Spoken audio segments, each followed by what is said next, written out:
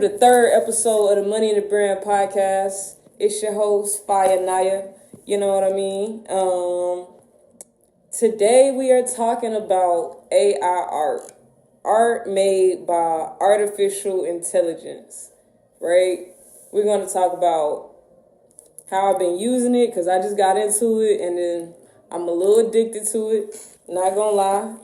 And we're going to talk about how it's beneficial for graphic designers and why, like, it's not something to be mad about or something to run from. It's a tool to put in your, graphic design toolbox. So let's get into it. So first, we're going to talk about Midjourney. What Midjourney is a platform to make AI art. So since AI art has started, now we got different platforms that you can make it on, right? So one of them is called Midjourney. That's the one I've been working with. So that's the one we're going to talk about. So how Midjourney works is through a Discord server, right? So you can start off with a free trial and you get like a good amount of images.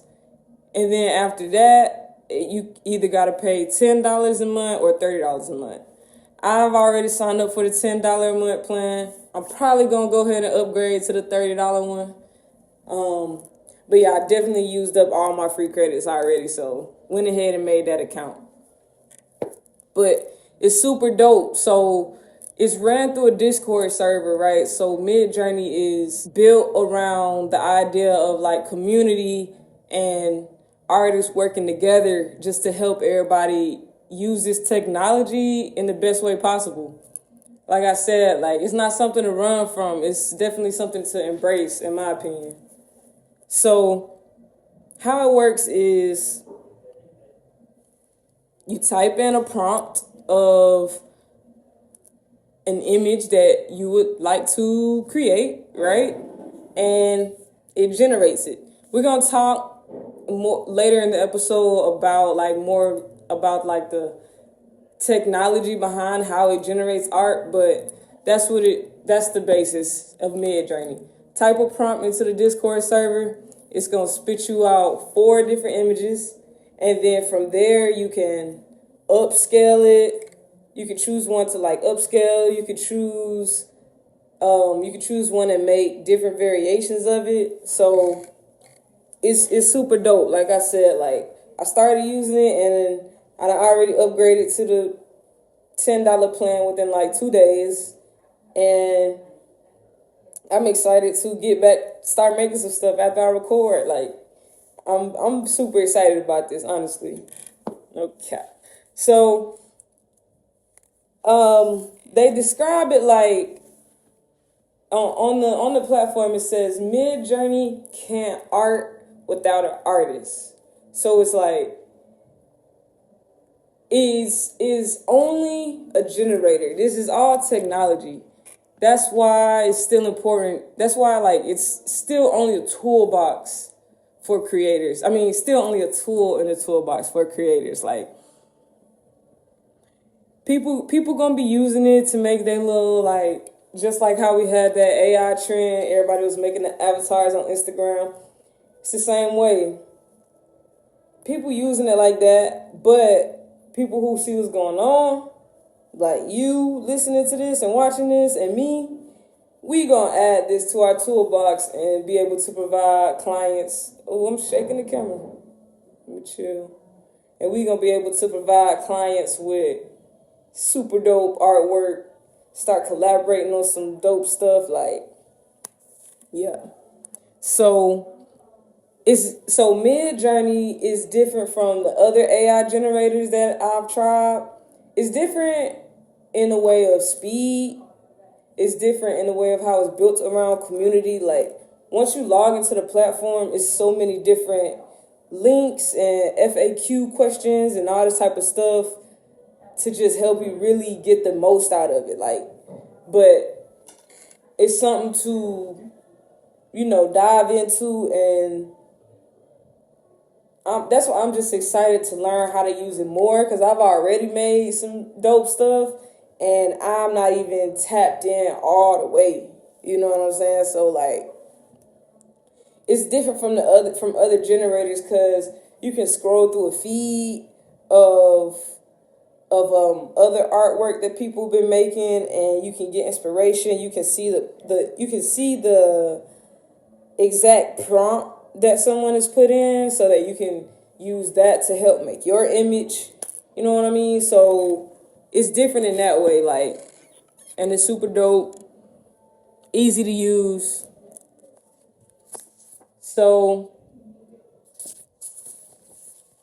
that's Midjourney, right? And I could talk more about Midjourney, but that's not the topic of this podcast episode. So I might make some, YouTube videos like going deeper into Midjourney, but as of now, I described it to you. So now let's talk about the technology behind AI art, period. Because like I said, Midjourney is just one platform that's doing AI art, but it's a lot of other platforms that's doing it too.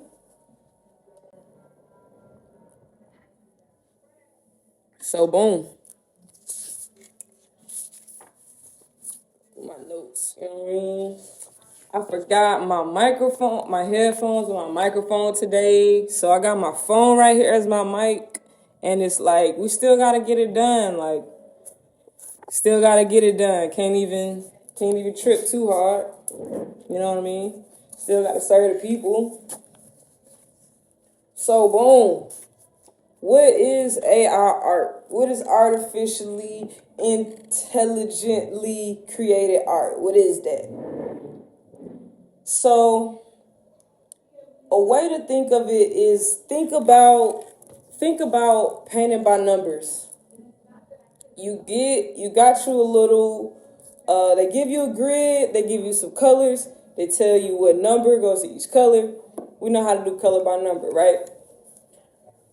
Use that as a metaphor to think about AI art, right? So it's like, we know the word algorithm, right? Algorithm. Algorithms, like, basically run our lives today, right? Like, we all know what an algorithm is. We probably can't really describe it to you, but it's like, you know what an algorithm is, right? That's what the computer uses to make art. So it takes the prompt, it takes the words that you have put in, and digs into his smart computer brain, and spits out an image from the keywords that you've put in. And so the way to get good at using AI art is learning exactly how to prompt to get the results that you want. Like, that's the key thing to the art, is learning exactly what details you want to put into, you want to input in order to achieve what you're looking for. So that's how your creativity is going to be able to come into play, because I could be like, make a realistic image in the style of Spike Lee photography of Michael Jordan dunking a basketball wearing retro Jordan 1. You feel me? So if I was to just put in image of Michael Jordan dunking, it's kind of like, it's no telling what you might, well, it is telling what you might get. You're going to get a picture of a man dunking. He might not have a jersey that say 23. He might have a bald head or whatever. And it's just getting your results and then learning how to be more specific and get more detail into, like, how you want to, affect that image. And then, like, it's not the end all be all. You still going to have to take that, put it in Illustrator, put it in Photoshop, do a little something with it. It's some people that's going to straight publish the images that they got, and that's cool and that's fine, and it's like that's just where we are in the world today. We can't be like mad about how technology is advancing. You know what I mean? Like, hella people was mad when Canva came out, and they feel like they spent their whole life trying to learn Photoshop, and now we got Canva. And it's just like, you gotta roll with the punches. You gotta evolve. We went to digital cameras from film cameras. So it's like, did you stop doing photography when the technology evolved, or did you roll with the punches? It's the same thing with this AI art, and it's not replacing the artist. It's just another damn good tool for you to have. You feel me? So you put words in, the algorithm creates an image, right? It doesn't draw. It can't just draw perfectly. So that's why sometimes, like, you might get a man. Sometimes in your results, you might get a man and, like, he might have 4 fingers or something like that. And so it's not perfect. But when you learn better ways to prompt, you can go in and you can add more details into your prompt that's going to make a better image. It's like I was reading something, and it was like, if you told a designer to draw an apple, probably, gonna draw similar to an apple. We're probably gonna be on the same page of what an apple looks like, right? But what if he told you to draw it with a pencil in your mouth and your eyes closed? It's like, that's what the computer trying to do. That made more sense when I read it, but now it's kind of weird. But it's just showing, like, the computer isn't exact. You really gotta tell it what you want to see, because it's working off of images that's already been input. And it's like, the more art we make, the more it's gonna get better. So it's different methods. Like, sometimes, like, you might not get the best results by trying to describe a scene. Sometimes you just have to put what you want. For example, instead of saying a man in a straw hat with a checkered plaid shirt in a farm field, you might just want to say a farmer, and then see what you get from there and work from there. And that's all because, like I said, this technology is working from data that's been input into it, right? So you heard of this thing called alt text, ALT text. So it's like, when you upload an image anywhere as a photographer, they might ask you for alt text, basically text that is describing what's in the photo, right? So when we putting that in, we're not really ever typing it out. Like, if it was a picture of a farmer, we wouldn't type man, blonde hair, checkered shirt in a field. We wouldn't type that. We would just type a farmer. And so that's what the technology is working from. So that's the difference in the way you can, like, craft prompts and what it's going to give back to you. Sometimes less is more. Sometimes you really need more.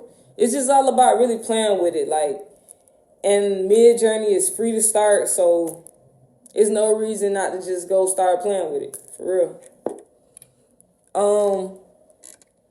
So we talked about the technology behind it, right? So just wrapping up, we're going to talk about why graphic designers and artists should lean. Okay, we're going to talk about why graphic designers and artists should lean into AI art instead of trying to feel some type of way about it.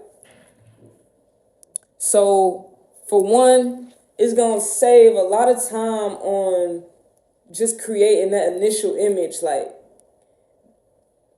and that kind of stops us on creating art, just the time it takes. So like this can easily spit you out like that first sketch or whatever you need to like get your art process going. Secondly, you can use it for inspiration.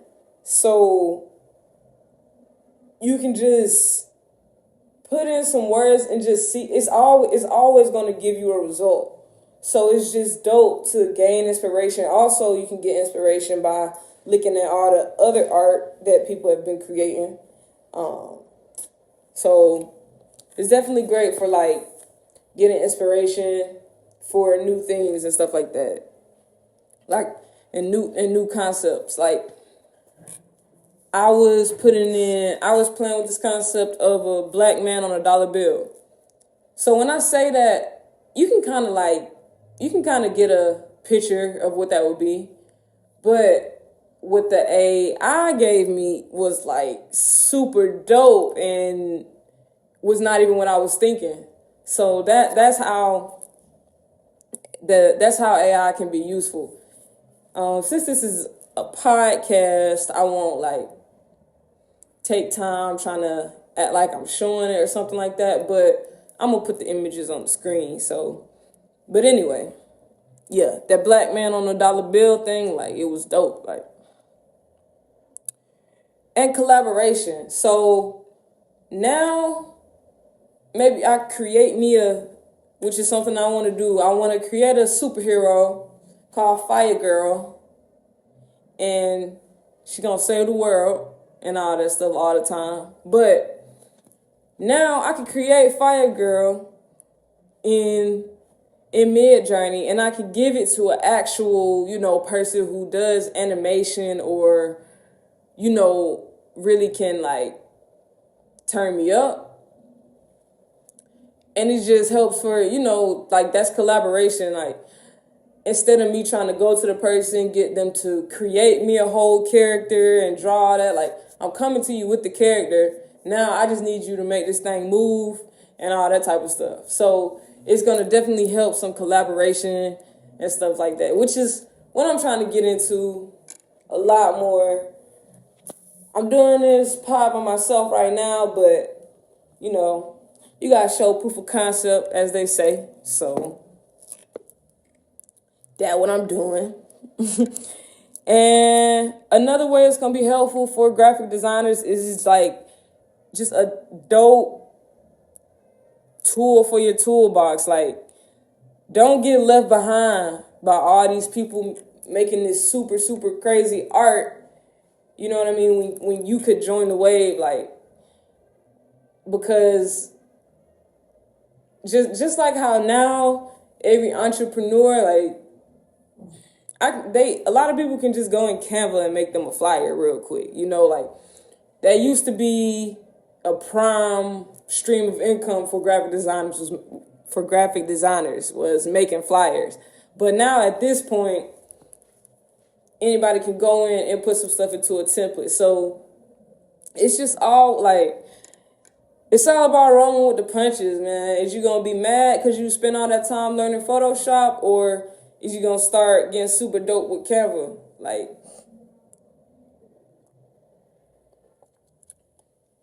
and so that's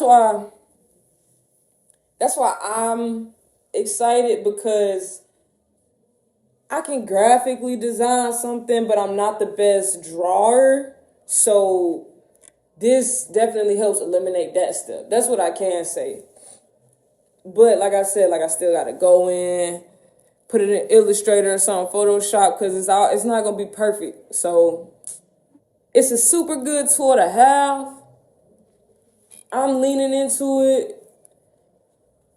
I'm excited when I use it. Like, I've been stuck for hours just making stuff, sitting there doing it, like, and now I can see myself, like, I'm going to be using it to make some t-shirts. I'm going to be using it to make dope images for my website.